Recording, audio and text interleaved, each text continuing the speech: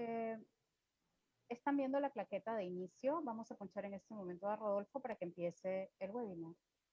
Gracias.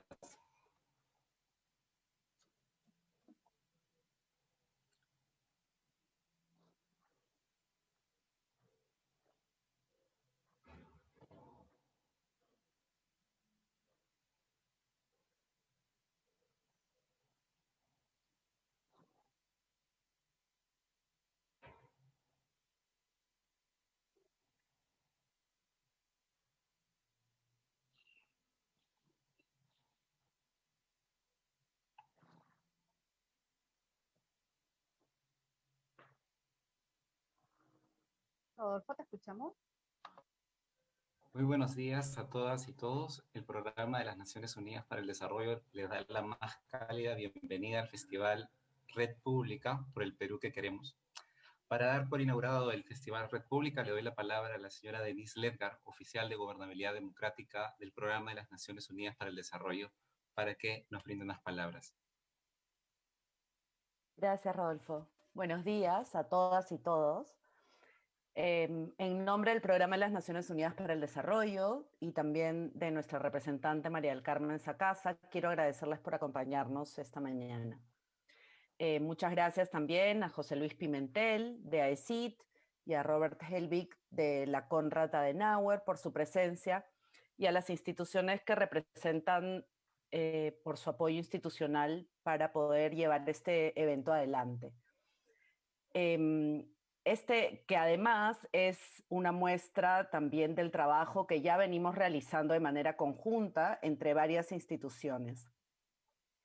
Asimismo, también debo agradecer, a nombre de PNUD, a todos los aliados que nos acompañan esta mañana y que nos van a acompañar a lo largo de estos 3 días, al Laboratorio de Aceleración de PNUD Perú, a los voluntarios de Naciones Unidas, a la UNESCO en el Perú, al Jurado Nacional de Elecciones, la Asociación Civil Transparencia, el Proyecto Chequeado, la Red Amayuya de verificación, la Plaza, el Proyecto Voceras.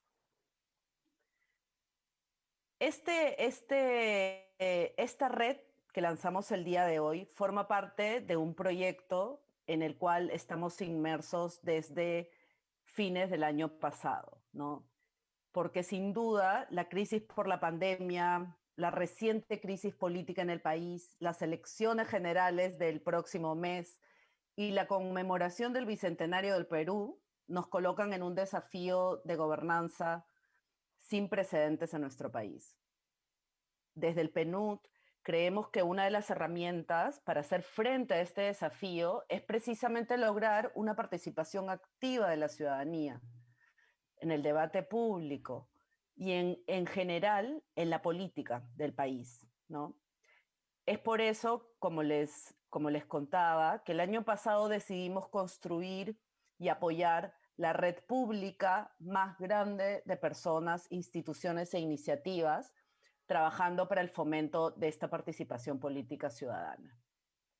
Desde PNUD pensamos que la participación política no solamente es fundamental, sino que es habilitadora del ejercicio de otros derechos humanos y además contribuye a la creación de confianza entre las y los ciudadanos, entre estos y el Estado y sus instituciones, así como en el sistema democrático.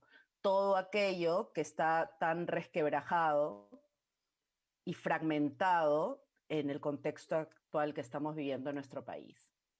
El PNUD se ha convertido de esta manera en un aliado estratégico de múltiples organizaciones e iniciativas para fomentar la participación política y en particular tanto el proyecto como este festival está enfocándose principalmente en poblaciones en situación de vulnerabilidad, en particular juventud, jóvenes, mujeres en su diversidad y los pueblos indígenas. Las actividades que vienen estos 3 días hacen de estos grupos los protagonistas de este debate público y la política nacional, ¿no? Aprovechando además las posibilidades que trae la disrupción digital. Así, por ejemplo, esta mañana un grupo de expertas conversan sobre las barreras de participación política de las mujeres y en la tarde se presentan más de 10 iniciativas de jóvenes que están trabajando de manera innovadora sobre la participación política ciudadana en el país. Mañana tendremos 3 talleres, uno dirigido a las mujeres para fortalecer competencias en liderazgo político digital, que va a estar dirigido por voceras, otro dirigido a los jóvenes indígenas para impulsar su participación en la innovación política, acompañado por la Asociación Civil Transparencia, que es otro de nuestros aliados, y otro dirigido a generar las capacidades de las juventudes en la verificación de información en estas elecciones generales. Importantísimo, sobre todo en el contexto de tanta desinformación y caos que existe actualmente en nuestro país. Finalmente, el día viernes tendremos una conversación con 4 candidatas a la vicepresidencia de la República de los partidos políticos que ahora, digamos, tienen los porcentajes más altos en intención de voto, ¿no? Y en el cual se va a visibilizar los liderazgos femeninos en estas elecciones, que como ya sabemos es la primera vez que además tenemos la ley de paridad de alternancia, por lo cual en casi todos los casos las candidatas a la vicepresidencia son mujeres. Y vamos a concluir el festival con una obra teatral y musical sobre el voto femenino en el Perú, que se llama Vota por ti, vota por todas, que va a estar dirigido por el Teatro La Plaza. Esperamos con esto que las actividades fomenten una reflexión sobre la importancia de estar todas y todas en el debate público por el Perú que queremos. Desde el PNUD creemos que solo incluyendo a todas y todos podremos recuperarnos en este contexto tan desafiante, logrando la cohesión y paz social que el Perú y su desarrollo necesitan. Muchísimas gracias.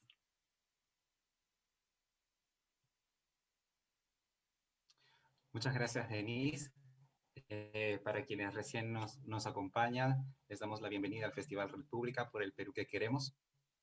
A continuación, visualizaremos el video Red Pública.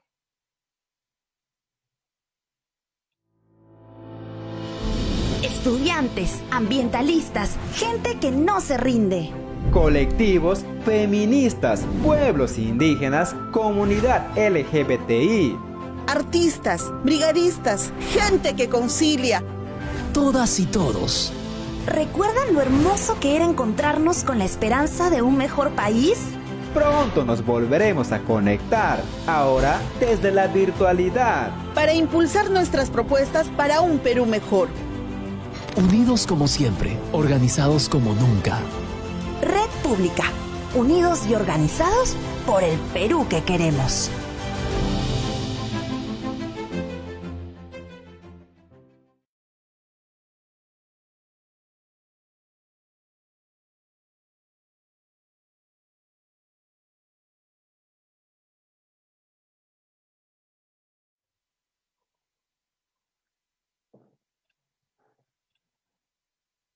El Festival Red Pública es posible gracias a la colaboración de la Agencia Española de Cooperación Internacional para el Desarrollo, AECID, y la Fundación Konrad Adenauer en Perú. A continuación, quiero darle pase al señor Robert Helbig, representante de la Fundación Konrad Adenauer en el Perú, para que nos brinde también unas palabras.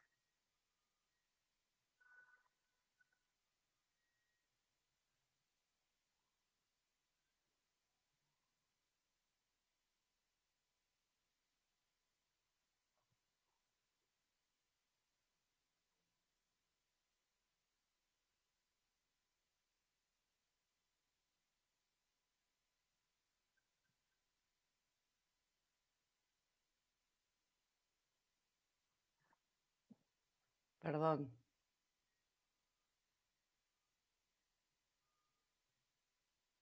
No se está escuchando.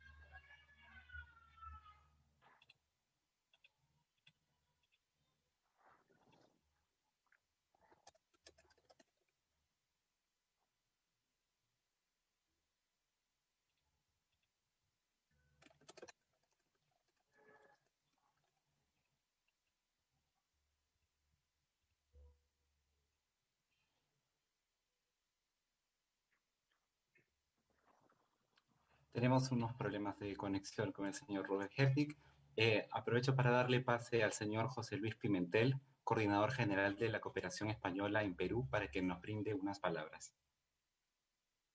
Hola a todos, a todas. Muy breve por mi parte. Muchísimas gracias por habernos invitado a participar en la apertura de este festival al que estamos contribuyendo con una cooperación importante para nosotros, junto con el PNUD, en un momento especialmente crucial para el país, en el que enfrenta probablemente su mayor crisis económica, social y, por supuesto, sanitaria de la historia, lo que ha llevado a una fuerte crisis, como comentaba Denise, de gobernabilidad, lo que al mismo tiempo supone una oportunidad para todas las instituciones que trabajamos en el desarrollo del país de fortalecer la política pública, la institucionalidad pública, la democracia, ¿no? Con además, aprovechando el nacimiento de tecnologías que, si bien estaban ahí antes de esta pandemia, durante esta pandemia todo el tema de medios digitales y TICs ha sido tan fortalecido y realmente es una oportunidad para promover nuevos mecanismos innovadores de participación ciudadana y de interacción entre Estado, sociedad, sector privado, etc. Más aún considerando que estamos justo en el medio de un proceso electoral, uno de los más importantes que va a afrontar este país por el contexto que conlleva y el reto que el gobierno que salga elegido va a tener por delante para recuperar, iniciar la senda de transición hacia la recuperación económica y social de este país, ¿no? Por eso este proyecto nos parece especialmente relevante también a los efectos de cómo incorporar a la participación ciudadana y democrática colectivos que históricamente han estado relegados, como pueden ser los pueblos indígenas o la gente joven, y también promover una participación igualitaria entre mujeres y hombres, ¿no? Para todo ello se requiere acelerar, lo que se llama acelerar el proceso de transformación digital, y en este sentido este proyecto, que es un grano de arena pero muy innovador en este sentido, eso lo quiero destacar fuertemente, pretende de alguna manera transitar desde lo que se ha llamado estrategias de reporte, donde la ciudadanía es informada sobre sus políticas relevantes a través del uso de las TICs y consulta ciudadana, hacia estrategias de mayor participación, involucrando la participación de la gente en sus opiniones, la colaboración. Ahora todos estamos trabajando en esta idea nueva que se llama la innovación social, ¿no? Los procesos de co-creación.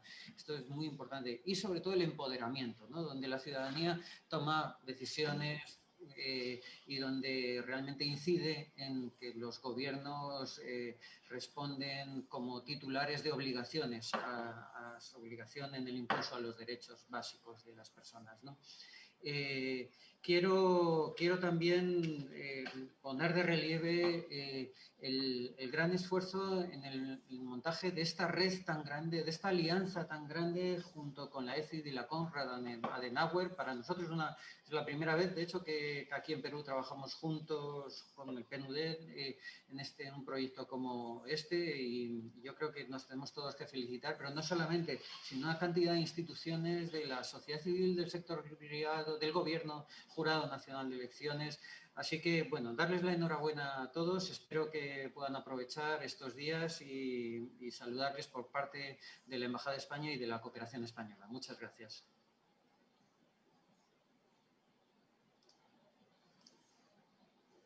Muchas gracias, José Luis.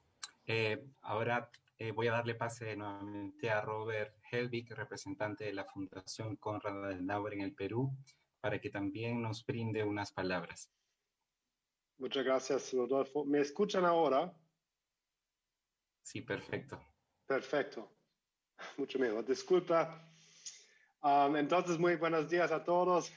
Estimada señora Sacasa, estimada señora Ledgard, estimado señor Pimentel, estimados participantes de República. El bicentenario de la independencia del Perú se celebrará en un año electoral, aún con los desafíos de la pandemia en diferentes ámbitos económicos y también políticos. El próximo mes de abril los peruanos tendrán una vez más la oportunidad de manifestarse a través de su voto, de elegir a las autoridades que van a gobernar el Perú por los próximos 5 años. Autoridades que representan a los ciudadanos y sus demandas, pero que también requieren de un contacto directo con ellos para comprender sus necesidades. Solo de esta forma se pueden tomar mejores decisiones en beneficio del Perú. Hoy acompañamos al programa de las Naciones Unidas para el Desarrollo en la presentación de República, un proyecto al que nos sumamos en 2020 desde la Fundación Konrad Adenauer aquí en el Perú, para contribuir en la promoción de una participación activa de los ciudadanos, comprendiendo que parte fundamental del fortalecimiento de democracia es el ejercicio de la ciudadanía constante e informado. La misión de la Fundación Konrad Adenauer en todo el mundo es contribuir con el fortalecimiento de la democracia, un sistema que defiende el derecho de los ciudadanos a elegir sus autoridades, pero que también promueve su participación responsable en la toma de decisiones. Como decía Konrad Adenauer, democracia significa el poder del pueblo. Cada uno es parte del pueblo. Poder significa responsabilidad. Cada uno de nosotros debe ser consciente de que tiene responsabilidad por todo acontecer político y económico. Para nuestra institución es un honor acompañar el lanzamiento de República. Esperamos que este espacio digital logre importantes resultados en la construcción de una participación ciudadana más inclusiva, con la activa participación de todos los ciudadanos, con el fin de contribuir en el fortalecimiento de la democracia peruana. Muchas gracias y éxitos en este festival. Muchas gracias, Robert.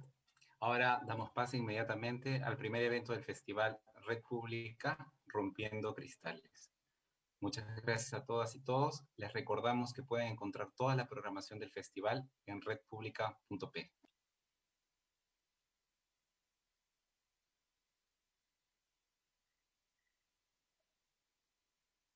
Buenos días a todos y todas. Espero que estén disfrutando de este festival como lo estamos haciendo nosotros aquí. Vamos a empezar con el primer el primer evento, que es la conferencia Rompiendo Cristales. Este es un evento, me parece muy importante, muy interesante, porque vamos a escuchar una presentación de una investigación que es bastante completa sobre la participación política de la mujer en el Perú, y luego vamos a tener dos comentaristas de primer nivel y preguntas del público, y yo creo que es importantísimo porque creo que nos va a dar un poco de perspectiva de lo que se ha avanzado y lo que falta, y lo mucho que falta en realidad, para justamente llegar a ese espacio igualitario que todos y todas queremos. Sin más preámbulo, me gustaría invitar y presentarles a Beatriz Llanos, quien va a presentar la investigación.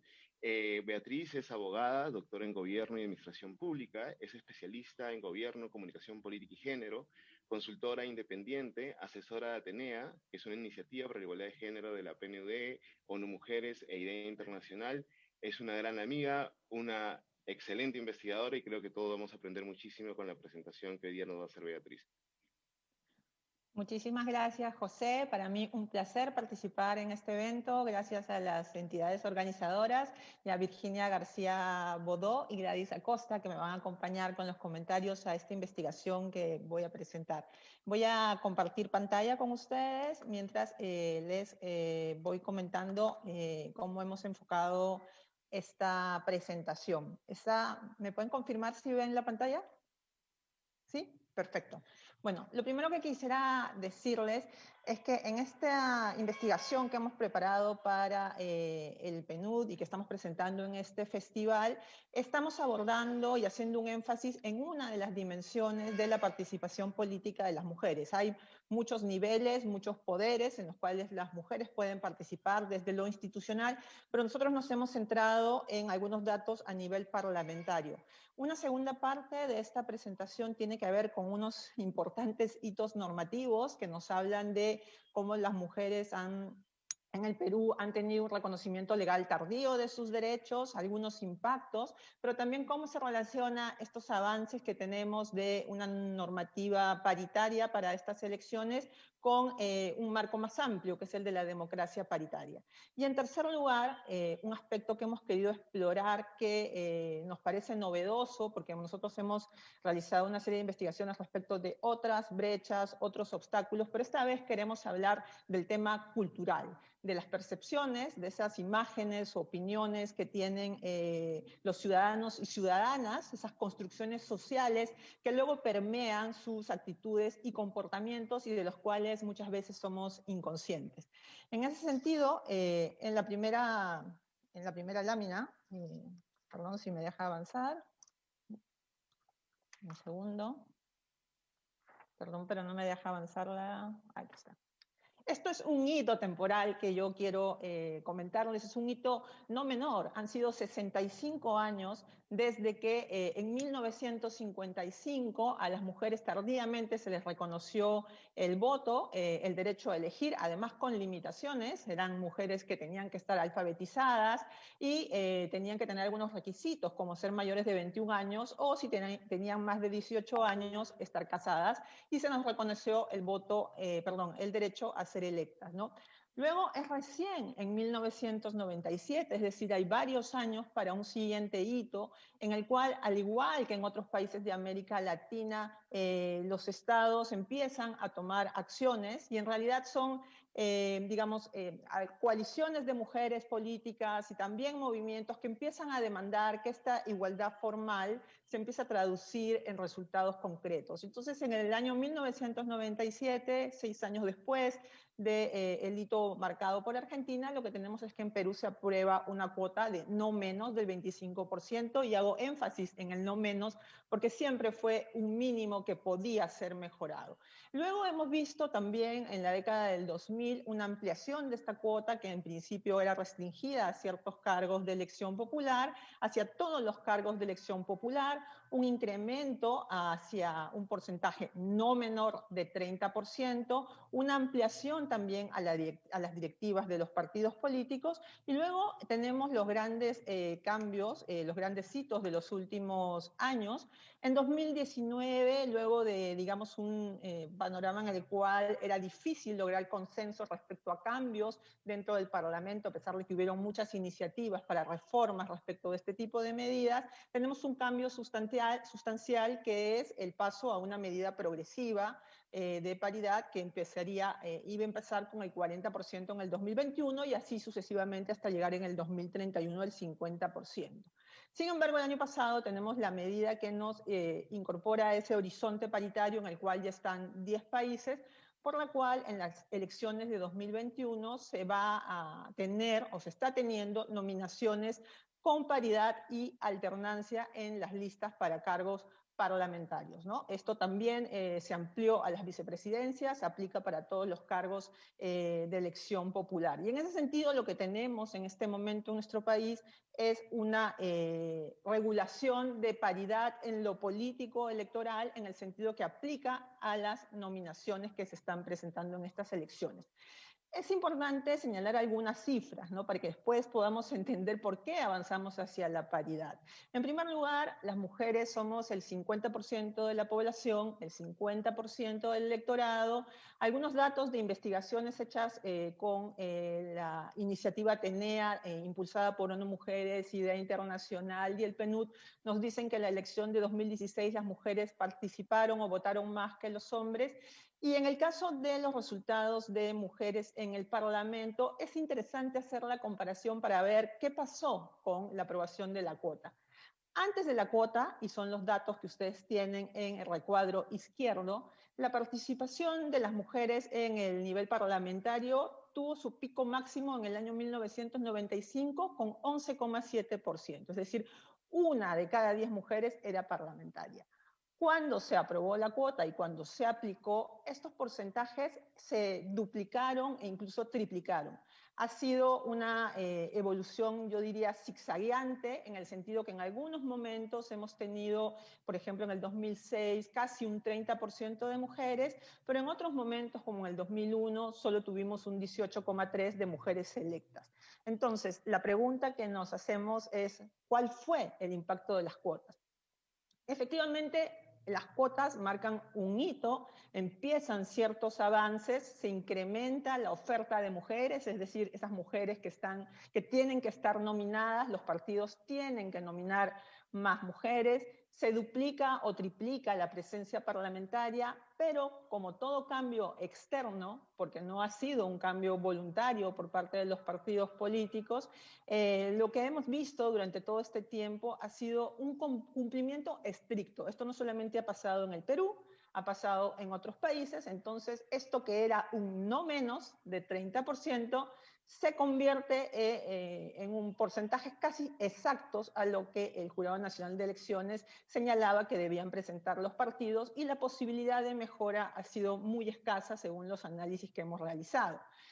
No solamente el cumplimiento ha sido estricto, sino también que al ser un cambio impuesto desde lo externo, se ha observado lo que nosotros denominamos resistencias, ¿no? Es decir, como tengo que cumplir en este determinado aspecto, pero no necesariamente mi voluntad política está permeada o convencida, hay algunos espacios en los cuales yo, a través de estrategias partidistas, puedo limitar el impacto de esta medida. Y eso se ha visto claramente en el Perú y en otros países en el encabezamiento de las listas, es decir, en esta posición tan codiciada, tan visible, muchas veces tan auspiciosa para ser elegido como es el número 1. A lo largo de los datos que nosotros hemos revisado desde las elecciones de 2006, lo que hemos visto es que solo 2 de cada 10 encabezamientos de listas estaban las mujeres posicionadas en estos encabezamientos, ¿no? Y en ese sentido, y esto ha sido uno de los argumentos también para los avances dentro de las reformas de los años anteriores, 2019 y 2020, la cuota, a pesar de sus impactos, devino en lo que hemos denominado un techo, es decir, nunca sobrepasamos el 30%, no necesariamente tuvimos un resultado, una igualdad de resultado con la medida que teníamos. Tenemos también el contexto del sistema electoral en el cual interactúa la cuota, que en nuestro caso tiene un doble voto preferencial, y en ese sentido era necesario realizar ciertos cambios institucionales para avanzar en un equilibrio en la participación política de hombres y mujeres. Entonces, esta tercera lámina es para situarnos. ¿Por qué la paridad? y después de su aprobación, ¿qué? ¿No? Efectivamente, como ustedes saben, y esto creo que es, digamos, el principio, el marco que siempre nos debe guiar, no solamente existe la igualdad formal, sino que tenemos que avanzar hacia la igualdad real, la igualdad sustantiva, y esto es un mandato de los estados. Además de estos mandatos de la igualdad real, por la cual los estados tienen que tomar una serie de medidas para garantizar que las mujeres lleguen a todos los cargos de decisión pública, América Latina tiene la particularidad de que a lo largo de estos años ha tejido una agenda regional a través de consensos políticos donde los estados se han comprometido políticamente a avanzar hacia lo que se denomina una democracia paritaria.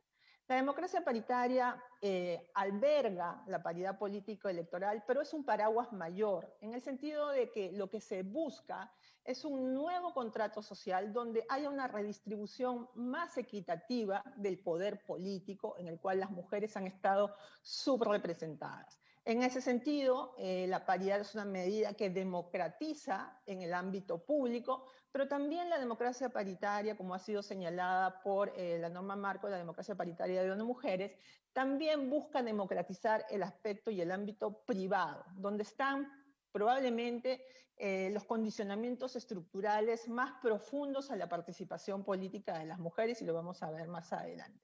En ese sentido, el objetivo es contar con un reparto equilibrado, 50% y 50% del poder público, para que la mitad de la población esté también representada, no solo en los cargos de elección popular, sino que la región avanza hacia la paridad en todos los poderes públicos, en todos los niveles de gobierno, ¿no?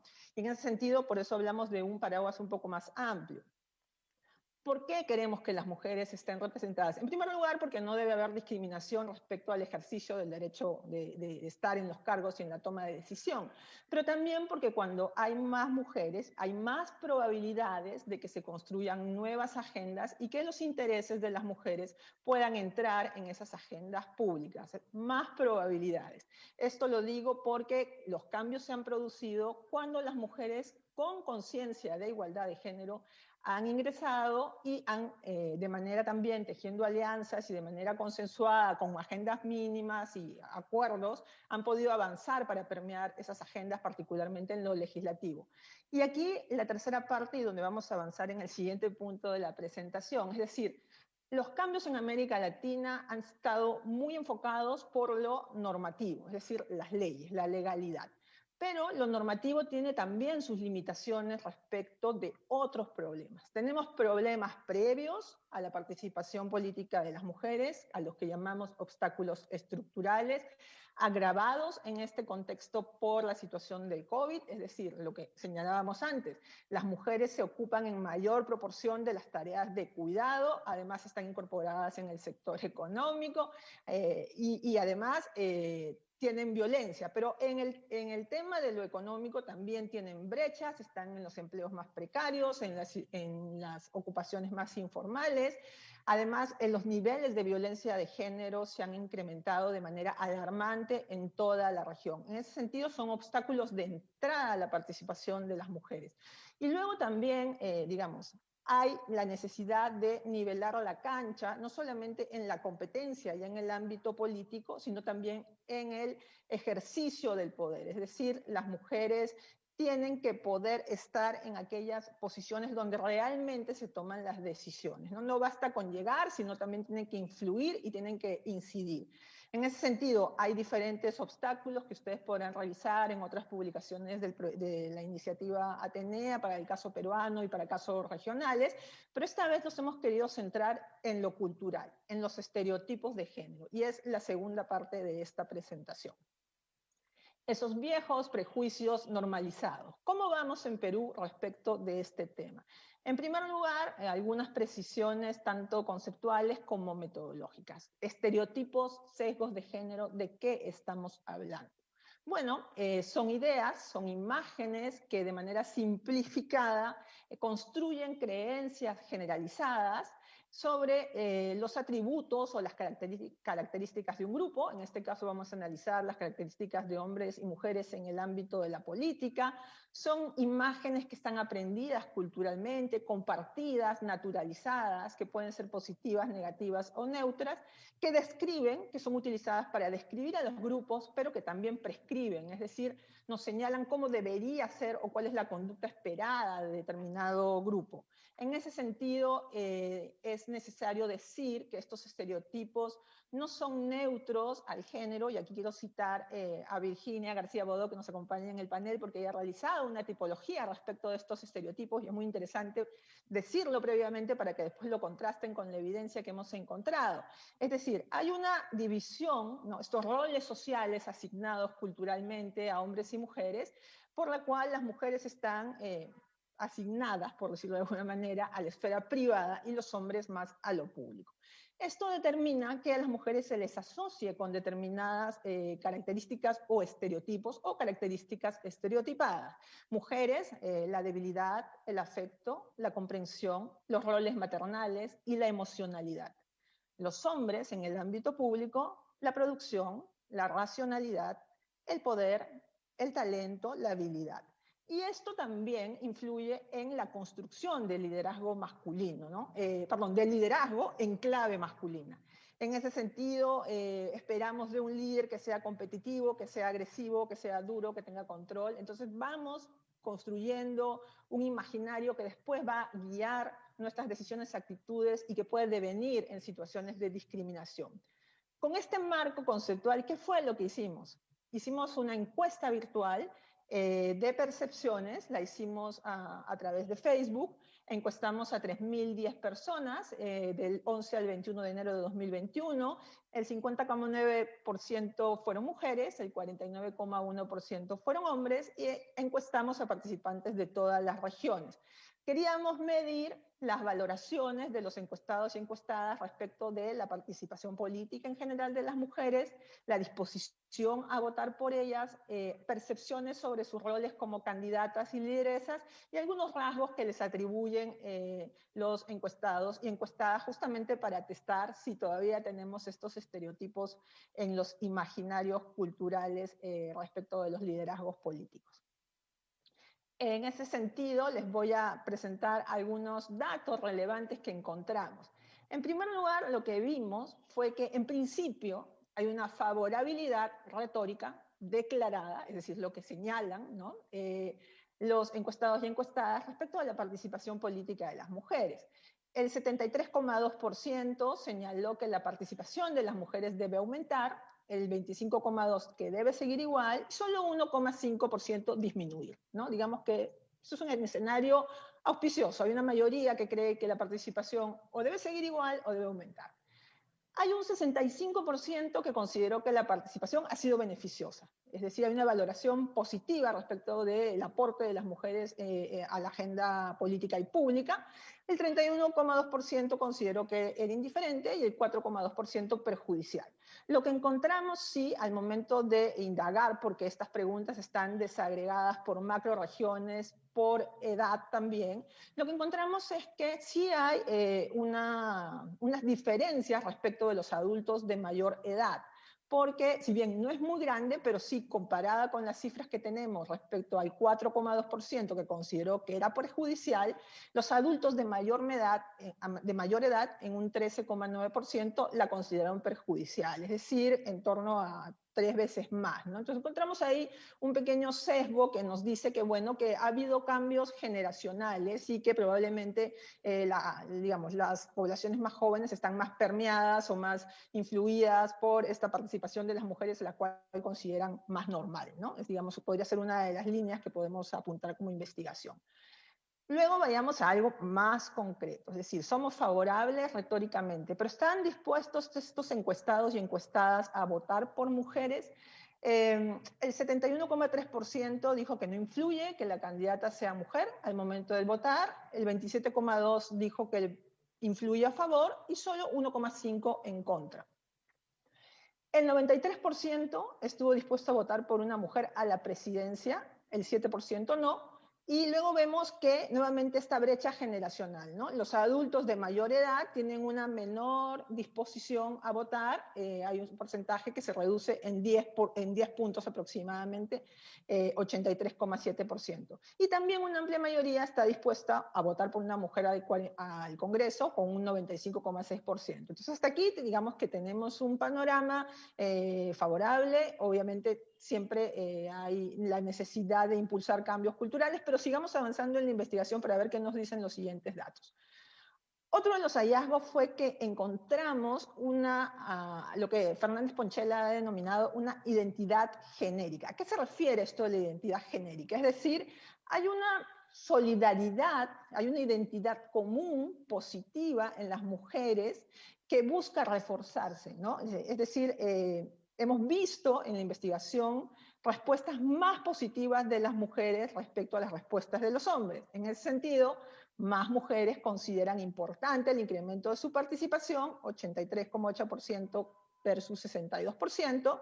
Más mujeres que hombres creen que su participación ha sido beneficiosa, estamos en torno a un 70% versus un 60% de los hombres, y en más mujeres que hombres influye positivamente que la candidata sea mujer. Entonces hemos podido a través de estas preguntas entender que hay esta solidaridad y esta identidad común respecto de las mujeres en algunas de las preguntas que realizamos. Pero ¿cuál ha sido la otra cara de la moneda? Y es la pregunta de los estereotipos de género. ¿Persisten o no persisten? Bueno, una pregunta general, debo decir además que estas preguntas están relacionadas y han sido también tomadas de investigaciones que se han hecho a nivel regional y también en otros países de la región, que han sido usadas para medir estos estereotipos y estas percepciones, ¿no? Por ejemplo, la primera pregunta, ¿cree que los hombres son mejores líderes que las mujeres? Ha sido una pregunta utilizada, por ejemplo, por Latinobarómetro. Y lo que hemos encontrado es que todavía 1 de cada 5 encuestados y encuestadas cree que los hombres son mejores líderes que las mujeres, y hay una mayor tendencia a creerlo en los hombres que en las mujeres, ¿no? Casi se triplica. Luego, respecto de ciertos rasgos para medir cómo relacionan, cómo podemos identificar estas construcciones, estos imaginarios que tienen los encuestados y encuestadas, se les dio una serie de palabras para que puedan ser asociadas a hombres y mujeres. El 40,2% asoció la palabra sacrificio a las mujeres y el 6,9% a los hombres. El 30,1% asoció el mando a los hombres y el 12% a las mujeres. El 42% asoció el ansia de poder a los hombres y solo el 6% a las mujeres. Respecto de algunas características o actividades inherentes a las mujeres, ¿no? La pregunta no estaba formulada así, pero yo lo planteo así, porque ese es el resultado que hemos obtenido. Lo que tuvimos fue que un 40% señaló que por su naturaleza a las mujeres les interesa ocuparse del ámbito privado. Y casi un 57% señaló que son mejores para el cuidado de los niños, los enfermos y los ancianos. Y luego, como un dato final, casi el 48% estuvo de acuerdo o muy de acuerdo con que las mujeres son más emocionales al momento de tomar decisiones. En ese sentido, y para poder luego discutirlo con las panelistas que me acompañan, hay 3 cuestiones claves que creo se enlazan con estos hallazgos, ¿no? En primer lugar, cómo está construido culturalmente el concepto de liderazgo político. Ya lo hemos visto muchas veces en muchas sociedades latinoamericanas y yo diría que en muchas del mundo. Todavía hay rezagos de esta construcción en clave masculina con los atributos que yo les he enumerado inicialmente. La segunda cuestión es, ¿qué pasa cuando las mujeres presentan incongruencias con ese ideal masculino, ¿no? Es decir, si las mujeres no presentan estos rasgos que la ciudadanía considera que son los básicos en un líder, lo que va a suceder es que al ser juzgadas bajo estos rasgos que presentan a su vez estereotipos, va a haber una penalización para sus trayectorias, ¿no? Hay un costo. Esto no significa que las mujeres no tengan que ser evaluadas por su desempeño. Por supuesto que sí. Lo que estamos diciendo, al igual que los hombres, lo que estamos señalando es que no deben ser evaluadas desde estereotipos negativos que las penalizan. Y en ese sentido, el tercer punto que supongo vamos a conversar en el panel es cómo transformamos esta noción del liderazgo político que incorpore como aspectos positivos nuevos atributos que tradicionalmente han sido considerados como negativos. Yo los dejo ahí para poder conversar con Virginia y con Gladys y poder intercambiar impresiones respecto de estos hallazgos. Muchísimas gracias. Muchísimas gracias, Beatriz. Me parece que ha sido una exposición bastante clara, muy interesante lo que se estaba mencionando y la idea de la investigación, de no solo abordar el fenómeno desde la parte institucional, sino también la cultural, y los datos que has proveído son interesantísimos. Y sobre eso yo, igual que todos, imagino, estamos ansiosos de escuchar a nuestros panelistas para que comenten esta primera presentación y den sus primeras reacciones.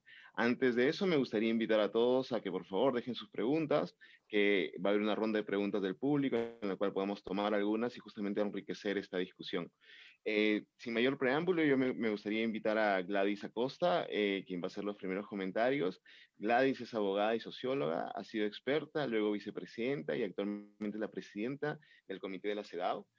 Fue jefa de la sección América Latina y el Caribe de ONU Mujeres, representante de UNICEF en Argentina y Guatemala, y es directora del Centro de la Mujer Peruana Flora Tristán.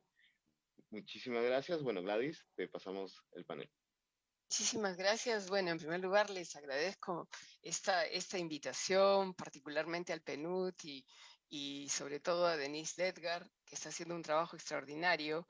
Me gusta mucho este proyecto de la red pública y creo que es un consorcio interesante de instituciones que están dando su apoyo para que estas iniciativas surjan, para iluminar temáticas claves para el enriquecimiento de la democracia. Permítame, en primer lugar, decirles que esta investigación de muy alta calidad técnica realmente coincide totalmente con lo que nosotros en el comité a nivel global visualizamos. Nosotros tenemos en la Convención sobre la eliminación de todas las formas de discriminación contra la mujer un par de artículos que son sumamente importantes en esta temática, el artículo 7, el artículo 8. El artículo 7 particularmente trabaja sobre la participación pública y la participación política. Y creo que de alguna manera hay una conexión, ¿no?, entre participación pública de las mujeres y la participación política, que no ha sido suficientemente todavía estudiada, porque en verdad la participación pública es mucho más amplia, conlleva todo un ámbito, digamos, de lo local, de lo comunitario, que se pierde un poco ya cuando se analiza solamente la participación política, y en este caso estamos viendo un tipo de participación política que es con elección popular, ¿no? Cuando nosotros discutimos con los estados partes sobre esta temática, discutimos en primer lugar el marco legislativo, evidentemente, que muy bien se ha visualizado aquí cómo ha avanzado, ¿no?, de la cuota, digamos, restringida y que se convirtió en un techo, como bien lo ha dicho Beatriz, a lo que es una legislación de paridad, ¿no? Creo que esta es una tendencia mundial. Sin embargo, debo decirles que en lo internacional también se nota cómo lo que las mujeres avanzan no se consolida con facilidad. O sea, pueden avanzar hacia la paridad y de repente retroceder muy fácilmente en la siguiente elección. Entonces, eso tiene su explicación también, evidentemente no vamos a entrar en ese detalle, pero en este avance de la cuota a la paridad, evidentemente quisiera expresar que hay una responsabilidad estatal. Esta responsabilidad estatal, en primer lugar, se refleja en los órganos legislativos, evidentemente, las leyes, pero también hay que analizar las políticas públicas que tienen que ver con la proyección, digamos, de la participación de las mujeres en puestos importantes de liderazgo, y con un aspecto que me parece que también hay que referir aquí, y es que la voz de las mujeres, ¿no? O sea, su opinión, cuán relevante es la opinión de las mujeres para la determinación, por ejemplo, de políticas públicas. Eso es una responsabilidad del Estado, ¿no? El Estado tiene que visualizar y tiene que encontrar los caminos para que esta voz de las mujeres llegue. Y por último, también es responsabilidad del Estado hacer un trabajo de sensibilización social que va en todos los ámbitos. Por supuesto, el educativo es un elemento central, pero no es solamente el educativo, para que se modifiquen estos estereotipos, ¿no? Nuestra convención tiene un artículo, el 5º, sobre los estereotipos perjudiciales para las mujeres, entre los cuales están muchos de los que aquí se han referido en la investigación.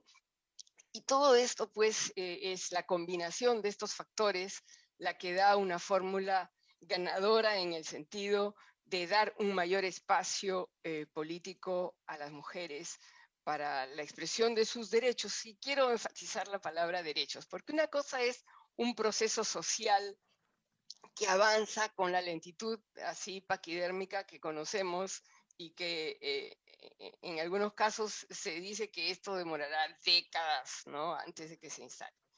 Eso es un asunto, digamos, que está en la dinámica de lo social, que tiene su explicación histórica, evidentemente, ¿no? En el caso nuestro del Perú es evidente que el colonialismo ha tenido su rol muy, muy importante, y que existe un patriarcado moderno, contemporáneo, que se expresa muy claramente en estos estereotipos que hemos conocido, ¿no? Pero bueno, entonces les decía que creo que esta investigación ayuda fundamentalmente a conocer los obstáculos a los que se enfrenta, en primer lugar, el Estado, ¿no?, para hacer su trabajo y cumplir con las obligaciones internacionales, pero también la sociedad en su transformación, ¿no? Creo que de alguna manera lo que seguiría esto sería mirar unas nuevas dinámicas, ¿no? Que no son solamente electorales. Creo que las dinámicas que tenemos que mirar es la participación de las mujeres en el ejercicio pleno de sus derechos políticos. Y entonces esto evidentemente se va a manifestar tanto en la vida organizacional del país, el cambio dentro de las familias que ya se está operando, a pesar de que todavía el Perú refleja unos indicadores de violencia doméstica absolutamente terribles. Sin embargo, creo que se está operando una modificación dentro de las familias también, una redistribución del poder dentro de las familias, que tiene una explicación probablemente en muchos casos económica. En fin, no vamos a entrar en eso ahora, pero sí que hay unas dinámicas que se necesitan también estudio, y creo que la mayor experiencia de las mujeres en cargos, sean cargos políticos de elección popular o sean cargos, digamos, de alto nivel, tanto en el ámbito público como en el sector privado, van a producir una nueva legitimidad a condición de que esto se conozca. Porque mientras esto esté guardado, digamos, solamente en espacios, vamos a decir, ilustrados, esto no va a trascender. Pero creo que en la medida en que haya una conciencia de que, por ejemplo, liderazgo de las mujeres indígenas, liderazgo de las mujeres afrodescendientes, que son liderazgos en espacios muy organizados, con una experiencia política muy interesante. Es decir, que esto trascienda estos techos que se han planteado aquí, sería un muy buen indicador, así como, por ejemplo, ver nuevas caras de personas que expresan una diversidad en nuestro país, ¿no? Por ejemplo, creo yo que la diversidad en el caso de la orientación sexual es una diversidad que absolutamente tendría que reflejarse en la política. la identidad de género no debería ser un asunto que quede al margen de lo cual no se habla.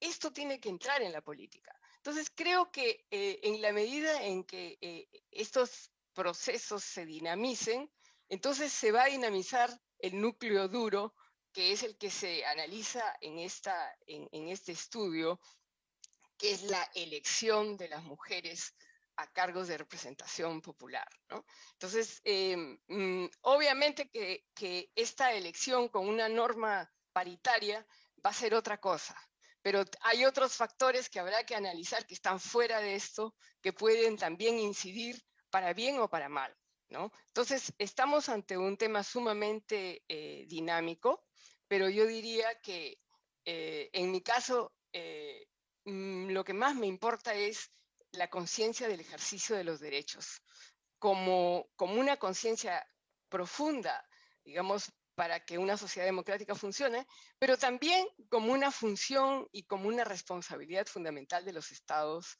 a hacer su trabajo tanto en el ámbito legislativo, en el ámbito del poder ejecutivo, y no olvidemos en el ámbito del poder judicial, porque acá tiene que existir también justicia. Cuando se incumplen las normas, tiene que operarse una sanción que sea correcta, que sea conocida y que incida, pues, para mejorar la sociedad que queremos. Muchas gracias. Muchísimas gracias, Gladys. Excelentes comentarios, y creo que nos ha quedado muy claro, digamos, que los avances se pueden perder muy rápidamente y en eso tenemos que estar trabajando todos.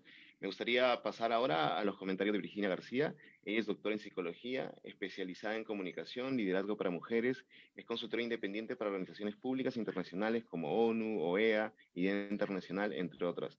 Es autora de libros como ¿Quién teme el poder de las mujeres? Bailar hacia atrás con tacones altos. Muchísimas gracias, Virginia, y te dejamos el panel para ti.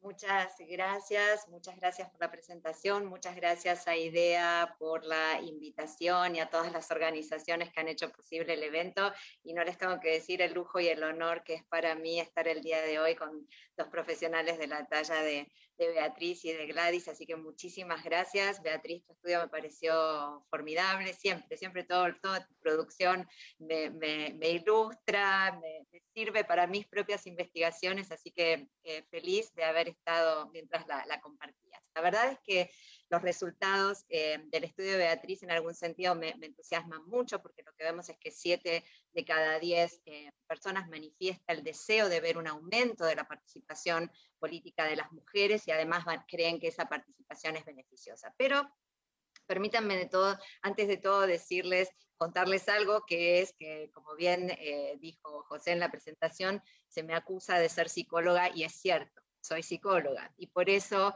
el liderazgo ha sido siempre una pasión para mí, primero como investigadora y como docente de psicología política en la universidad, luego como consultora, siempre me dediqué a estudiar el liderazgo, y en particular el liderazgo en clave de género. Y la realidad es que cuando uno ve en el reporte de la investigación de Beatriz que uno de los principales atributos que quienes participaron en la encuesta consideran que favorece a candidatas y a candidatos en las campañas es el liderazgo, ¿no? Creo que era el segundo atributo más mencionado. La psicología social lo que nos ha enseñado y nos ha brindado evidencias una y otra vez a lo largo de las décadas es que el liderazgo resulta un terreno bastante pantanoso para las mujeres, al menos por 3 razones. La primera razón es porque, como muy bien describía Beatriz, a raíz de los sesgos inconscientes y automáticos, tenemos una tendencia a asociar, sin pensarlo, los roles del liderazgo con los hombres y no con las mujeres. Es decir, cuando pensamos en liderazgo, pensamos en varón. Es lo que en psicología llamamos una prescripción de rol. Pensamos que el liderazgo es algo natural en los hombres, no así en las mujeres. Hay muchísimos experimentos, pero por citar solo uno, si ustedes entraran en una habitación y les dijeran a las personas presentes que imaginen el nombre de una persona que se desempeña como líder, la gran mayoría de las personas, lo primero que les vendría a la mente es el nombre de un hombre. Pero si ustedes les dijeran a las personas, ahora quiero que imagines a alguien en un rol de asistencia, el primer nombre que vendría a la mente es el de una mujer. Fíjense que esto lo hemos trasladado inclusive hasta la inteligencia artificial, porque Siri, Cortana o Alexa son mujeres, y si bien tenemos la posibilidad de cambiar las voces de nuestros asistentes virtuales a voces de hombres, solo el 5% de la población lo hace porque nos sentimos cómodos en que el rol de asistencia lo desempeñe una mujer, nos genera comodidad psicológica, ¿no? La segunda razón por la cual el liderazgo es un terreno pantanoso para las mujeres es porque las concepciones del liderazgo han sido construidas sobre lo que arbitraria y culturalmente se ha definido como masculino. Y cuando las mujeres intentan acceder a posiciones de liderazgo, no solo normalmente son evaluadas por hombres, sino que además, aunque no sean evaluadas por hombres, las organizaciones partidarias o cualquier otra organización las evalúa a partir de esta concepción masculinizada del liderazgo.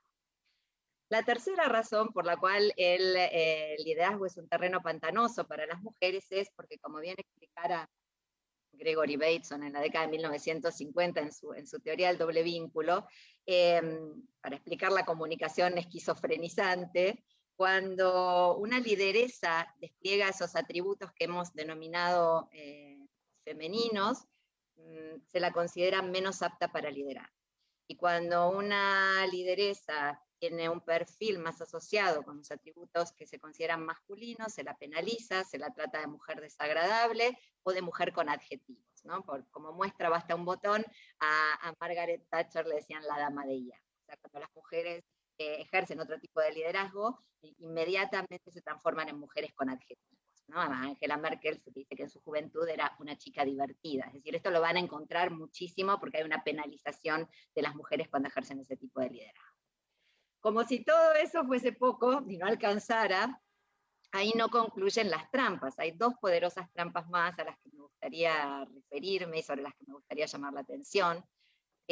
Las personas que participaron en la encuesta presentada en el informe asocian a las mujeres más que a los hombres con atributos como la comprensión, la cercanía, el sacrificio y la escucha activa. ¿Cuáles son dos trampas asociadas con que las mujeres estén más relacionadas en el imaginario colectivo con esos atributos que los hombres? Bueno, la primera trampa es que a la hora de elegir representantes y a la hora de elegir personas que nos van a liderar, lamentablemente en nuestras sociedades las habilidades blandas todavía son menos valoradas que las habilidades duras. Que me refiero con soft skills o habilidades blandas de liderazgo, a la empatía, a la escucha activa, a la inteligencia interpersonal, es decir, esto que se asocia más con las mujeres, y a las habilidades duras o hard skills, con la capacidad de dirigir, de planificar, de diseñar estrategia, la asertividad, la toma de decisiones. ¿Por qué digo que las habilidades blandas se valoran menos que las duras? Bueno, por ejemplo, en el año 2018, dos investigadores de la Universidad de Yale y la Universidad de Nueva York lo que encontraron es que es verdad que ha crecido la valoración por las habilidades blandas de liderazgo, pero sí y solo sí las personas que lideran primero han demostrado que están en posesión de habilidades duras.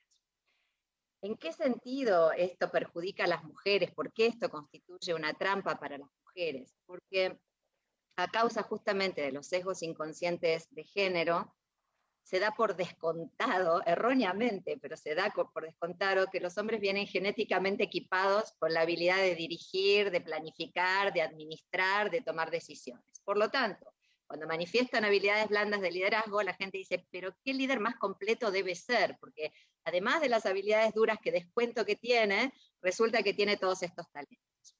Cuando las mujeres quedan asociadas con la empatía, la escucha activa, la inteligencia interpersonal, lo que la gente no asume es que las mujeres también tienen las otras capacidades, o podrían tenerlas, y por lo tanto el primer razonamiento es, muestra todos estos talentos porque carece de la habilidad de tomar decisiones, porque carece de la habilidad de planificar, porque carece de la habilidad de ser ejecutiva. Y esto lo que termina generando es un perjuicio para las mujeres. Yo lo llamo una trampa 22 porque termina siendo una situación paradojal de la que no tienen salida, porque si muestran habilidades duras, las penalizan por masculinas, pero si muestran habilidades blandas, les dicen que no tienen lo que hay que tener para liderar.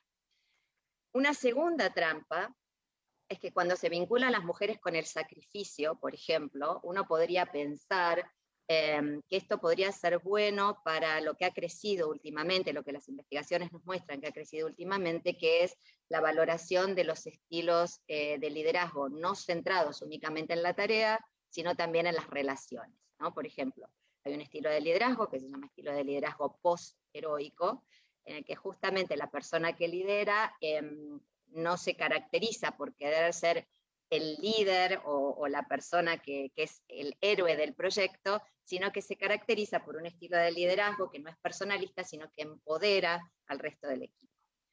¿Qué nos muestran las investigaciones? Cuando el liderazgo post-heroico es ejercido por un varón, esto genera en su equipo una enorme sensación de lealtad y norma de reciprocidad, porque la gente del equipo siente que esta persona ha sido muy generosa. Cuando son las mujeres las que ejercen el liderazgo post-heroico, es decir, liderazgo generoso, que empodera, que abre puertas, no se genera la norma de reciprocidad en la misma proporción. ¿Por qué? Porque las personas lo asocian con el estereotipo de la maternidad. Y lo que dicen es, bueno, las mujeres hacen naturalmente esto, las mujeres son generosas por naturaleza y se sacrifican sin esperar nada a cambio. Por lo tanto, no se produce la norma de reciprocidad en el mismo sentido que cuando un hombre ejerce este estilo de liderazgo. Y para finalizar, me gustaría manifestar mi preocupación acerca de lo que percibo como un nuevo y peligroso obstáculo sobre el que he venido hablando y escribiendo en el último año, sobre todo porque a raíz de la exitosa gestión que hicieron de la crisis sanitaria relacionada con la pandemia y el COVID-19, ciertas jefas de Estado han estado muy presentes en la prensa, me refiero a la canciller de Alemania, a la presidenta de Taiwán, a las primeras ministras de Australia, de Nueva Zelanda, de Finlandia, Dinamarca, Noruega, Islandia, todas ellas han tenido muchísima prensa y se han realizado hasta webinars para analizar el caso de estas jefas de Estado. Y me preocupa mucho una pregunta recurrente y un esfuerzo recurrente que he notado en el periodismo y que he notado en los webinars, que es el intento por encasillar a todas las mujeres en un estilo de liderazgo.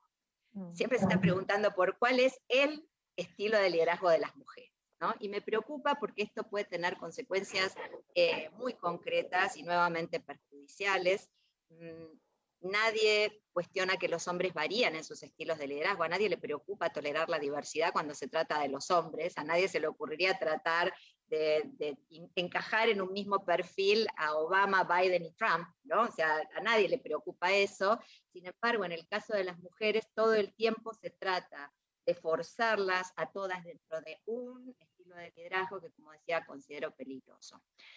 Es verdad que las mujeres, porque hemos sido socializadas bajo ciertas pautas comunes, podríamos estar más predispuestas o tener más predisposición a ciertas prácticas, valores, modos de trabajo, modos de relacionarnos, pero creo que bajo ningún concepto eso debe ser leído como un determinismo, creo que es simplemente una predisposición que, por la manera en que hemos sido socializadas, y que tenemos que empezar a aceptar que así como las mujeres somos diversas, nuestros estilos de liderazgo lo son. ¿Por qué creo que encasillar a las mujeres en un estilo de liderazgo es peligroso? Porque creo que la unificación y la simplificación termina siendo el argumento que más se esgrime y se utiliza para excluir a las mujeres de posiciones de liderazgo estratégico. Porque si todas las mujeres tienen un estilo de liderar, quiere decir que tienen unos talentos pero no otros, y a la hora de elegir a una persona para estar al frente de una cartera ministerial, van a decir, bueno, no, pero una mujer mejor no, porque las mujeres lideran de esta manera y necesitamos otro perfil de liderazgo. O cuando se está armando un comité para una crisis, van a decir, no, mejor una mujer no, porque las mujeres tienen un estilo de liderazgo que no encaja con estas posiciones. Entonces, creo que es un gran reto que tenemos por delante, así como pasamos en el discurso de la mujer, que durante muchos años y muchas décadas se escribía y se hablaba de la mujer, y hoy en día hablamos de las mujeres. Creo que tenemos un gran reto en no confinar a las mujeres en un nuevo estereotipo, que es el estereotipo de un liderazgo, que las puede confinar en un nuevo corset. Creo que en definitiva de lo que se trata es de impulsar el liderazgo en clave de género, y eso no significa tratar de cambiar o de delimitar los estilos de liderazgo de las mujeres, sino de modificar las creencias sociales, los estereotipos de los que hablaba Beatriz, por supuesto, apoyados fundamentalmente en la ley y en la comprensión de los derechos, como señalaba Gladys, para comprender y aceptar de una vez y para siempre que el liderazgo no tiene género. Muchas gracias. Muchísimas gracias, Virginia, excelentes comentarios. Lo de las trampas que mencionas es muy cierto y creo que a todos hemos aprendido bastante con lo que has comentado y de las actitudes sociales y estos estereotipos, y que debemos ser abiertos a los diferentes liderazgos y no encasillar. Eso está increíble. Quiero ahora pasar a las preguntas del público. Tengo varias preguntas, hemos tratado de resumir y poder, filtrar y, juntar varias preguntas para todos los panelistas y poder dárselas. Yo creo que voy a dar una pregunta para Beatriz, una pregunta para Gladys y una pregunta para los tres en general. Cada uno luego va a tener 5 minutos para responder estas consultas que le hace el público. Beatriz, me preguntan, estar llegando a esta pregunta sobre muchas de las críticas hacia el tema de la paridad se enfoca en la siguiente frase: las mujeres están ingresando a cargos públicos por ser mujeres y no por tener el mérito que se necesita. ¿Cuál sería su respuesta a estas críticas? En el tema para Gladys, hay una pregunta que me parece muy interesante, que es sobre cómo podemos mejorar o cómo podemos incentivar la participación justamente de mujeres de las comunidades amazónicas andinas, que son las más relegadas en las políticas, ¿no? ¿Cuál se podría ser la estrategia o el rol para incrementar su participación? Y finalmente, yo creo que hay una pregunta que es un poco lo que me conversaba Virginia, pero creo que podría ser respondida por las tres, darnos alguna percepción, es sobre ¿qué estrategias desde los diferentes ámbitos de la sociedad civil y el Estado? Hemos hablado mucho del rol del Estado que debe tener y, esta parte de educación y esta parte de cambiar estos estereotipos o esta asignación de estereotipos, pero ¿qué estrategias de los diferentes ámbitos de la sociedad civil, que también es un actor súper importante, como lo estamos viendo justamente en este foro y en este festival, se podrían desplegar para abordar y acelerar nuestra construcción como sociedad? ¿Cuáles son esas estrategias que ustedes recomendarían?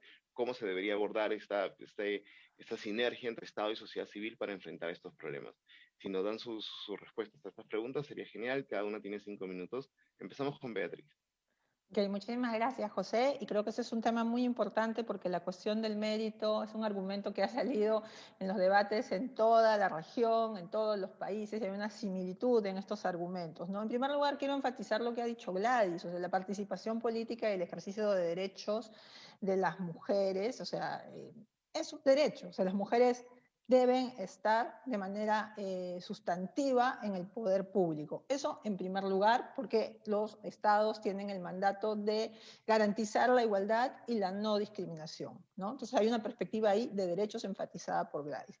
En segundo lugar, aquí también juegan presunciones esencialistas, ¿no? Asumimos que los hombres, como ha señalado Virginia, tienen el mérito por el hecho de que han estado en la vida pública más años, debido a que el reconocimiento formal y sustantivo de las mujeres ha tardado más, ¿no? En ese sentido, el tema del mérito, bueno, habrá hay evaluaciones que hay que hacer que no están exentas de estos sesgos y de estos estereotipos. Es decir, ¿qué consideramos como mérito, ¿no? Si consideramos como mérito o hablamos de liderazgo en clave masculina, solo los hombres podrán participar en la política. Sin embargo, de lo que se trata es de buscar ese mérito y ese talento en hombres y en mujeres. Y efectivamente existen.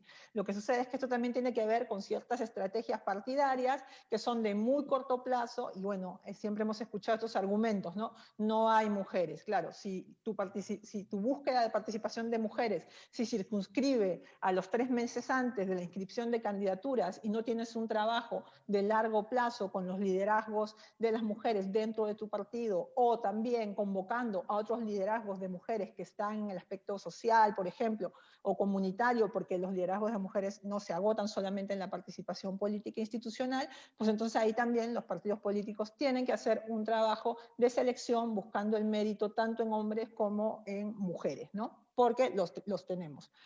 Respecto de la segunda pregunta y de las estrategias, a ver, yo he estado también reflexionando a raíz de esta investigación mucho sobre ciertos aspectos que de repente no estamos explorando y que están muy naturalizados respecto de los roles y los estereotipos, pero que no vienen necesariamente de la participación política, sino vienen antes. O sea, y por ejemplo, quería poner el ejemplo del mundo de la ficción, ¿no? El mundo de las telenovelas, el mundo de las películas, y cómo estos imaginarios que se presentan en estas construcciones o en estos productos masivos continúan bombardeando a hombres y mujeres con estereotipos, ¿no?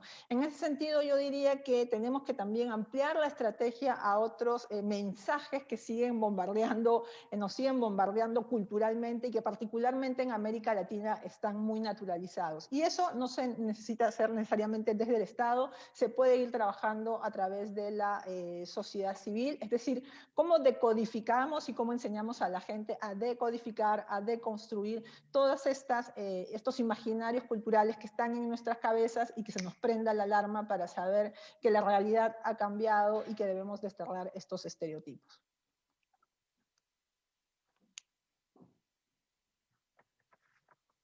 Genial.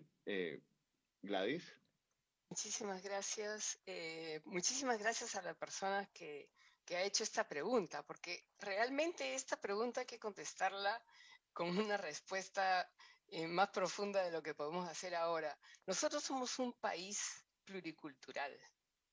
Somos un país que tiene una profunda historia ancestral. ¿Cómo es posible que estemos hablando, ¿no?, cómo mejorar la participación, digamos, de las comunidades amazónicas y andinas cuando ellas están en el corazón de lo que debe ser nuestro país? Entonces, creo que esto solo se explica por la tremenda exclusión que viene desde la historia colonial y por el tremendo racismo que existe todavía en el Perú. Hay que reconocer que estos factores inciden enormemente en la política. Pero si pudiera decirles así algo concreto y práctico, que es algo que necesitamos. Ayer estuve en algo con autoridades municipales y a mí me parece muy importante la conciencia de las autoridades. O sea, las autoridades, tanto del gobierno central como autoridades regionales, autoridades locales, tienen que tener conciencia de esta exclusión y de este racismo que opera para abrir las compuertas a consultas ciudadanas que involucren a las mujeres que forman parte de las comunidades amazónicas y andinas, porque ellas tienen un conocimiento, una cosmovisión y una capacidad de visualizar políticas de protección de la naturaleza, de visualizar políticas en la política alimentaria, en la promoción agropecuaria, es decir, de asuntos tan sustanciales para la vida económica de nuestro país, que verdaderamente no escucharlas es el colmo. Entonces, yo les digo francamente que va mucho más allá de una respuesta fácil, pero si no hay conciencia de esta exclusión en el Perú y si no hay conciencia de este racismo, que es el que impide que estos liderazgos salgan al frente, no vamos a ir muy lejos. Muchas gracias. Muchas gracias. Virginia. Sí, creo que hay, para responder a la segunda de las preguntas, creo que hay varios aspectos que uno debería considerar. Hay varias instituciones formales e informales que tienen que trabajar mancomunadamente. En primer lugar, por supuesto, la educación. Cuando me refiero a la educación formal, me refiero no solamente a que niños y niñas tengan las mismas posibilidades de acceso a la educación, sino también a las mismas prácticas de socialización, ¿no? No puede ser que, como sucede aún en algunos sitios, a los niños se los envía a hacer deporte, donde aprenden talentos y habilidades de trabajo en equipo, de liderazgo, mientras que a las mujeres se las envía a hacer manualidades en las escuelas, ¿no? Entonces lo que digo es, todas las personas deberíamos estar socializadas en todas las habilidades, en todo tipo de habilidades. Con independencia de eso, y más allá de que eso tiene que ver con la educación formal, creo que hay aspectos que tienen que ver con la educación informal, con lo que hacemos en casa. Los niños y las niñas para alrededor de los 6, 7 años de edad ya han aprendido cuáles son las expectativas que se tienen acerca de ellas y de ellos, dependiendo de su género. Quiero decir, esto parece una obviedad, pero no lo es. Las niñas no nacen con el gusto por el color rosa, ¿de acuerdo? Aprenden a que les guste el color rosa porque les enseñamos a que les guste el color rosa, y como eso, tantas otras cosas. Entonces, muchas veces a las niñas las hacemos sentir más valoradas cuando juegan a las princesas que cuando juegan con herramientas o con una pelota o cuando tocan la batería. Entonces nosotros mismos también en nuestra educación tenemos sesgos. Muchas veces cuando estoy en un taller les pregunto a las personas, ¿le regalarías un autito o un camioncito a tu hija? Y todo el mundo me dice sí. Y luego les pregunto, ¿le regalarías una muñeca a tu hijo varón? Y la gente se queda callada, ¿no? Y yo digo, ¿cómo? No estamos diciendo que necesitamos leyes y políticas públicas que alienten la corresponsabilidad doméstica y las licencias por paternidad, pero después queremos que las niñas jueguen a la mamá, pero no que nuestros hijos jueguen al papá. O sea, tenemos todavía una serie de problemas nosotros mismos. Yo digo que siempre hay que empezar mirando lo que pasa por casa, ¿no? O sea, qué prácticas nosotras mismas estamos haciendo y nosotros mismos estamos haciendo para perpetuar los estereotipos. Como dijo Beatriz, creo que el mundo de la publicidad, las series, las películas, es realmente preocupante. Yo les voy a dar nada más que algunos datos del año 2020, porque es un área que trabajo mucho, el área de comunicación sexista. Según los datos mundiales de la publicidad mundial del año 2020, solamente el 6% de la publicidad nos ha retratado a las mujeres en roles de autoridad, solamente el 3% nos ha retratado como lideresas y menos del 2% nos ha retratado como personas inteligentes. Aún hoy en día el 98% de la publicidad de productos de limpieza y de cuidado de bebés está destinado a las mujeres, mientras que la mayoría de los productos financieros y de alta gama y de automóviles están destinados a los hombres. La publicidad en una proporción escalofriante nos sigue retratando a las mujeres como cuerpos sin cabeza. No sé si alguna vez prestaron atención a esto, pero si no lo van a empezar a ver ahora, la cantidad de veces que las mujeres somos solo un cuerpo, no tenemos cabeza. Cabeza es lo que necesitamos para liderar, ¿no? Supuestamente con la cabeza tomamos decisiones, pensamos, comunicamos, ejecutamos. Bueno, la cabeza de las mujeres está ausente muchas veces de las publicidades, y nuestro retrato en las películas y en las series, por supuesto que es llamativo. Por empezar, porque las mujeres somos el 50% de la población y sin embargo solamente 1 de cada 3 protagonistas que vemos en las series y las películas son mujeres. Para continuar, porque en la actualidad en todas las plataformas que podamos ver, desde Netflix hasta todas las demás, hay un total de 127 personas que ejercen cargos políticos, y solamente 12 de esos personajes son mujeres, es decir, menos del 10% de los cargos políticos que vemos en la ficción son mujeres. Y para continuar, porque realmente todo tipo de publicidad que vemos, todo tipo de representación que vemos en las películas además nos estereotipa a las mujeres en nuestra manera de ser y de relacionarnos. Les voy a dar un único ejemplo. Hay un test muy antiguo que se llama test de Bechdel, porque fue acuñado por Alison Bechdel en la década de 1980, que para pasar esta prueba, una película o una serie solamente necesita cumplir 3 requisitos. Necesita que haya 2 mujeres con nombre, es decir, no que sean un objeto decorativo o un jarrón, sino que tengan nombre propio, que hablen entre sí por lo menos 30 segundos de algo que no sea un hombre. Bueno, las películas que hasta el año pasado han sido nominadas para los Oscar, apenas el 50% aprueba el test de Bechdel. Es decir, la mitad de las películas nominadas a los Oscar no tienen 2 mujeres con nombre que hablen 30 segundos entre sí de algo que no sea un marido, un hijo, un esposo, un amante o un jefe, como si las mujeres no tuviéramos otras formas de vincularnos, otros intereses y otros temas de conversación. Entonces, creo en ese sentido que el trabajo es enorme, que el trabajo es desde los medios, desde la publicidad, desde la escuela, desde la familia. Y quiero hacer 2 llamamientos más. Uno es a que autoauditemos nuestras organizaciones, porque cada vez que llego a hacer un trabajo de diversidad e inclusión a una organización, lo primero que me dicen es, no, nosotros eso ya lo resolvimos, eso no nos pasa, ¿no? Lo primero que todas las organizaciones me dicen es eso, no, eso a nosotros no nos pasa. Y en realidad tenemos que ser flexibles, admitir que todas las personas tenemos sesgos, autoauditarnos, revisar por qué nos sentimos incómodos cuando algo nos hace sentir incómodos. ¿Por qué hablo más con unos compañeros o compañeras que con otros? Porque se parecen más a mí, tienen un mindset parecido al mío y eso me hace sentir cómoda y entonces no asumo el riesgo de hablar con otras personas. Entonces tenemos que prestar también en nuestras organizaciones atención a las prácticas formales y a las prácticas informales. Y para finalizar, quiero hacer, por una parte, un llamamiento a los hombres como aliados de la igualdad. Creo que esto lo construimos entre todas las personas o no lo construimos, y que todas las personas tenemos que ser partícipes activas en lo que yo llamo cambiar el cuento.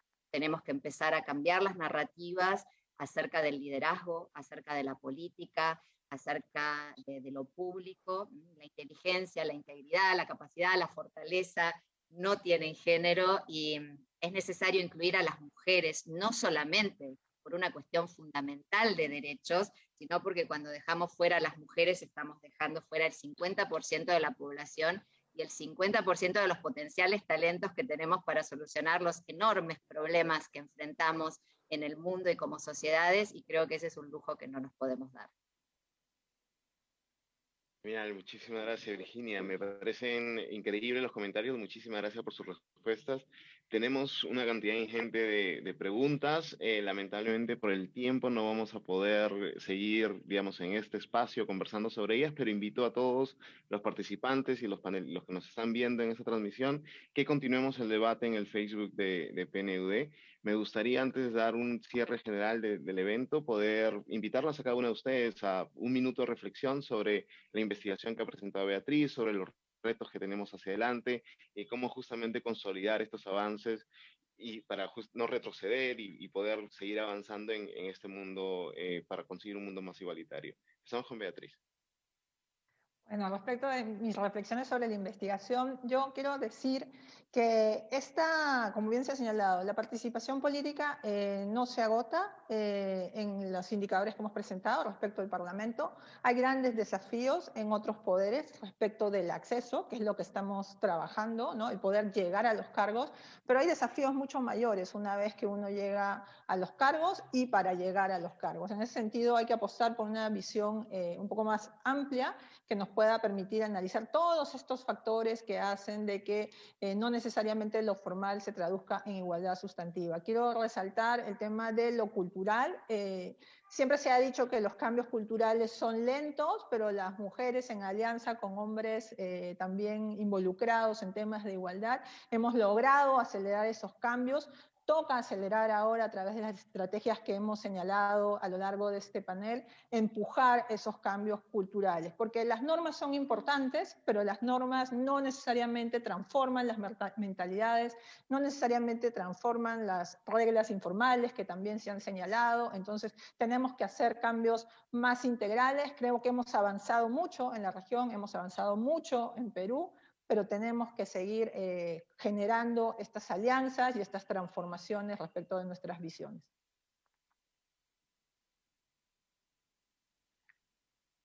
Gladys. Muchísimas gracias por estas últimas palabras.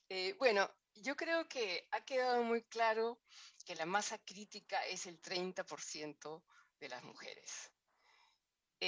Si no se consolida este 30%, en verdad las dinámicas del proceso se instalan muy rápidamente. Una vez que se alcanza esta masa crítica del 30%, me parece que van a venir nuevos elementos que van a requerir estudio, nuevas dinámicas, nuevas alianzas. Estoy muy de acuerdo en que la temática de la participación política y pública de las mujeres no es un tema de mujeres, es un tema de la sociedad, es un tema de todos los que queremos cambiar nuestro país y hacerlo mejor.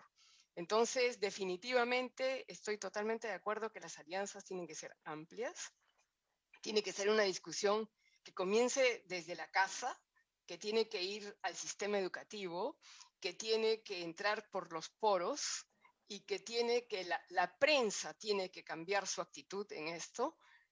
Hay que evitar los dobles discursos. Creo que lo que Virginia nos ha señalado desde cómo el inconsciente se cuela por todas partes y hace que se diga una cosa pero se hace otra. Eso es lo que tenemos que cambiar en el Perú. Y verdaderamente yo sí creo que las leyes, si están bien hechas y si representan lo que se necesita, deben ser cumplidas. La distancia entre la ley y la realidad es realmente un gran obstáculo para el desarrollo democrático en el Perú. Muchas gracias. Virginia.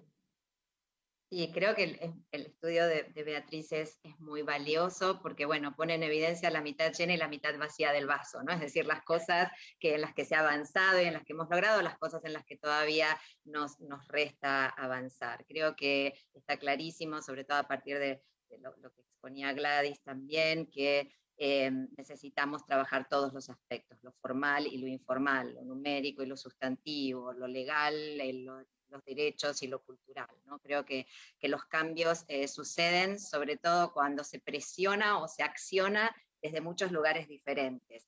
Es muy difícil, si no cambiamos o no rompemos ciertos estereotipos, por ejemplo, que aunque las mujeres accedan a posiciones de liderazgo, permanezcan, porque la hostilidad es tan grande que muchas veces logramos que las mujeres accedan, pero luego no resisten o renuncian porque realmente la violencia que hay contra las mujeres, la manera estereotipada en la que se las juzga y su desempeño y sus habilidades, hace que no solo el acceso sea más difícil para las mujeres a las posiciones políticas y de poder, sino también la permanencia. El poder continúa siendo un lugar muy solitario para las mujeres, la política continúa siendo un lugar muy solitario para las mujeres porque son culturas muy machistas, son organizaciones e instituciones y espacios construidos durante muchos años sobre la idea de poder de los hombres, sobre el criterio que han tenido los hombres de cómo tenían que ser estos espacios públicos.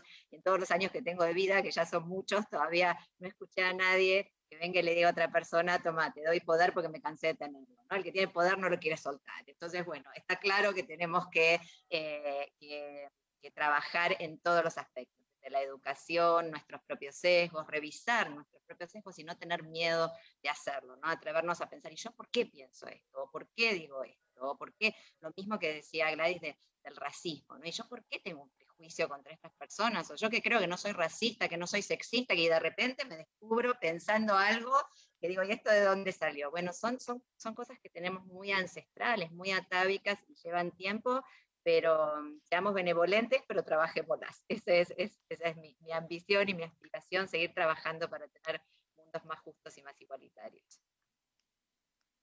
Genial, muchísimas gracias. Virginia, tenemos un pedido del público que nos está escuchando. ¿Cómo te pueden seguir? ¿Cómo pueden encontrar tus investigaciones? ¿Tienes una cuenta de Twitter o alguna red social en la que te puedan seguir? Tengo un blog que se llama Ellas Lideran, pero lo pueden encontrar en mi página web. Hay un chat, ¿verdad? Donde puedo copiar, les puedo poner mis redes sociales y la página web donde pueden encontrar las cosas que voy publicando o que voy escribiendo con todo gusto. Genial. Bueno, perfecto. No sé si ahí se lee, ¿está bien? Eso fue, no fue para todos. No sé dónde ponerlo, creo que lo tengo que poner en el chat. Sí, igual lo podemos poner también en el Facebook del PNUD, donde se va a transmitir este video. Es comunicatio.com.ar con doble M y comunicatio.21 en Instagram, comunicatio21 en Twitter. Genial. Bueno, espero que todos los que nos están viendo y han escuchado esta magnífica presentación han aprendido tanto como yo hoy día. Ha sido fascinante. Felicitaciones a las tres y muchísimas gracias por todas estas investigaciones y el trabajo que están realizando. Me gustaría no cerrar, pero primero quiero invitar a todos los que nos están escuchando a las siguientes actividades del festival. Este festival mañana tiene 3 talleres que están dirigidos a fortalecer las competencias de liderazgo de las mujeres y otro dirigido para jóvenes indígenas para impulsar su participación en la innovación política. El viernes va a haber una conversación con las candidatas a la vicepresidencia. Por favor, Estos eventos están súper interesantes, síganos y sigan el desarrollo digamos, este festival de Red Públicas en el Facebook de PNUD. Y sin más, me gustaría simplemente agradecer a todos nuevamente. Y en la noche va a haber un evento que se llama Futuro Ahora. Por favor, de nuevo, vean todo el programa en las páginas de Facebook de PNUD digamos, en este Festival Red Pública, que está en Twitter, Instagram, y nos sigan en todas las redes sociales. Muchísimas gracias a todos y todas por participar. Gracias nuevamente a las panelistas, a Beatriz. Hemos aprendido bastante y sin más, damos por cerrado esta conferencia de esta mañana. Gracias. Muchas gracias. Gracias, qué gusto verlas, qué gusto Beatriz. Muchas gracias. Adiós. Gracias Gladys, un placer, Un Gladys, un gusto para todos. Gracias José. Gusto. Adiós, adiós. Adiós. Chao, gracias José, chao.